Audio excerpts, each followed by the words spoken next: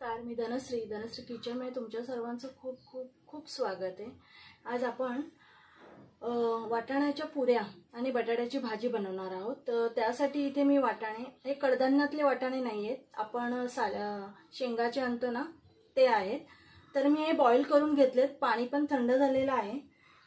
हे आता मिक्सरला वाटून घेणार आहोत। त्याच्याबरोबर थोडी कोथिंबीर टाकायची। मी 2 हिरव्या मिरच्या घेतल्यात। तुम्हाला जर जास्त तिखट हवं असेल तर तुम्ही जास्त घ्या, पण ह्या ज्या पुऱ्या आहेत ना या तिखटच नसतात, तरी पण मी 2 मिरच्या घेतलेल्या आहेत। थोडं आलं घेतलंय आणि थोडं लसूण घेतलंय। तुम्ही लसूण खात नसाल तर लसूण नाही टाकला तरी चालेल। थंड झालं की हे मिक्सरला लावून घेणार आहोत। आणि पीठ मळण्यासाठी आपल्याला इथे कोमट पाणी लागणार आहे, म्हणून मी इथे पाणी गरम करायला ठेवलं आहे। हे मिक्सरला लावून घेऊया।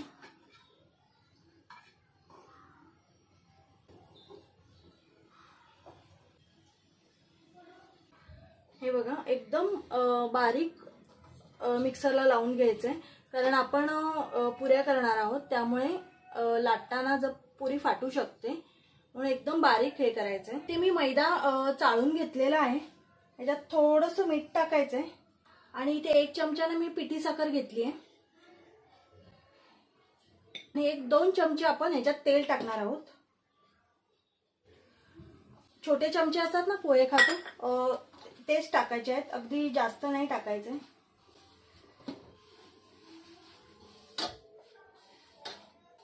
आणि आपण जे गरम पाणी करून घेतलेलं ना ते कोमट करायचंय आणि त्याच्यानी पीठ मळून घ्यायचंय।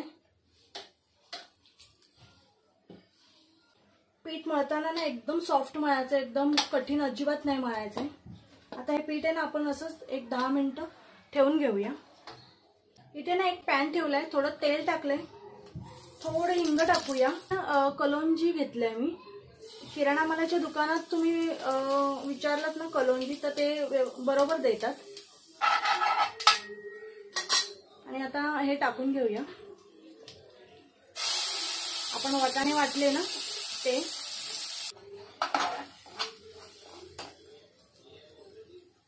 याच्यात थोडंसं मीठ टाकून घेऊया आणि थोडी जिरा पावडर टाकली।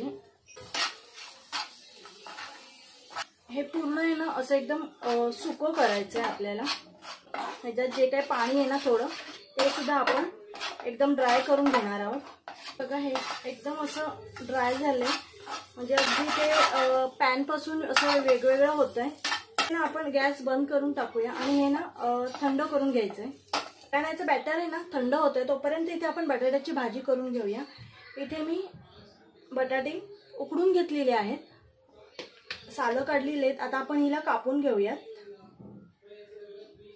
इथे मी एक कढई ठेवलेली आहे, कढईत तेल टाकलंय, तेल तापलेलं आहे, ते राई टाकून घेऊया आपण। थोडं जिरं टाकलंय, कढीपत्ता नंतर टाकते कारण तो ना धुतलेला आहे, ते खूप उडतं ते पाणी। कांदा टाकून घेऊया।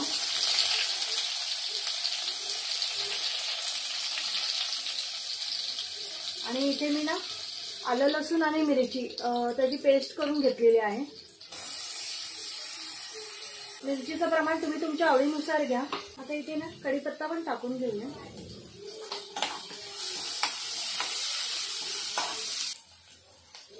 इथे थोडी हळद टाकून घेतली आहे, थोडी धना पावडर आहे आणि थोडी जिरा पावडर टाकायची। इथे आता ना आपण बटाटे टाकून घेऊया, चिरलेली कोथिंबीर पण टाकायची।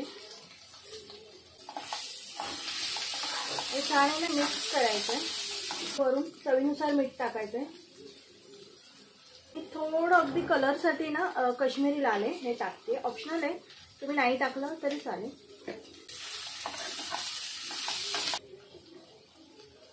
गॅस बारीक करून आहे ना आपण ह्याच्यावर झाकण ठेवून आहे ना 1-2 ते 3 मिनिटं छान वाफवून देऊया। 1-2 ते 3 मिनिटं ठेवून घेतलेलं आहे हे मी। आता गॅस घालवतेय आणि हे आपण दुसऱ्या गॅसवर ठेवून घेऊया। आपण इथे आता पुऱ्या तळून घेऊया। पुऱ्या करायच्या आधी पण आहे ना थोडंसं तेल लावून आहे ना पीठ आहे ना असं छान मळून घ्यायचंय। हात नंतर खराब होऊ नये म्हणून मी आधीच छोटे छोटे गोळे बनवून घेतलेले आहेत।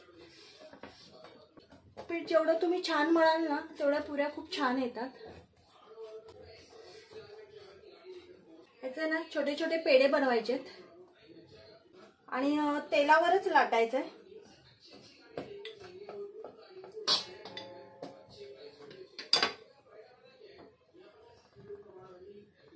हे सारण आहे ना ह्याच्यात असं भरून घ्यायचंय.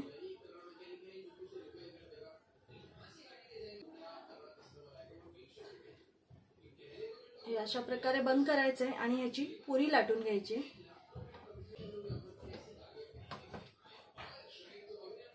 तेल तापलंय, आपण पुरी सोडून घेतलीये.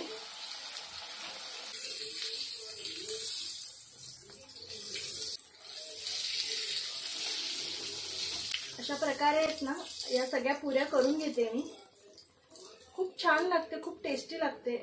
अगदी भाजी नसेल ना तरी तुम्ही अशी नुसती पण खाऊ शकता किंवा चहा बरोबर पण खाऊ शकता. आपण या बाकीच्या पण करून घेऊया. हे पुऱ्या करून झालेल्या आहेत सगळ्या, बघू शकता. खूप छान लागतात, टेस्टी होतात. आणि बटाट्याची भाजी केली मी, तुम्ही दुसरी कुठलीही भाजी करू शकता किंवा लोणचं पण खाऊ शकता.